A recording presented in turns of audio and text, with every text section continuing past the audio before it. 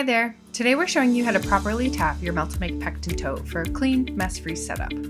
Getting this step right saves time, prevents spills, and keeps your production running smoothly. Step 1. Preheat the Pectin Tote. To get started, make sure to preheat your Pectin Tote by plugging in the supplied heated jacket. We recommend plugging it in at least 24 hours before pouring. For best results, 36 to 48 hours of heat time guarantees a steady flow. While the product will still dispense if the tote isn't fully heated, the flow will be very slow, which can affect production speed. Step 2. Assemble the valve. Lay out your parts and make sure everything is clean and ready for install.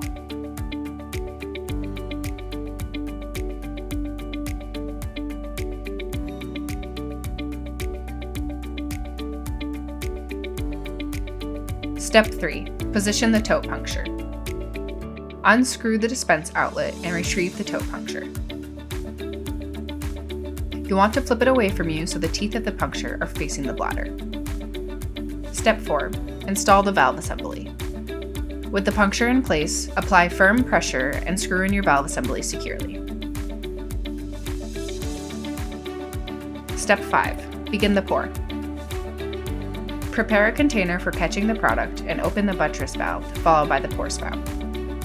Keep in mind, the warmer your tote, the better the flow, so preheating makes a big difference.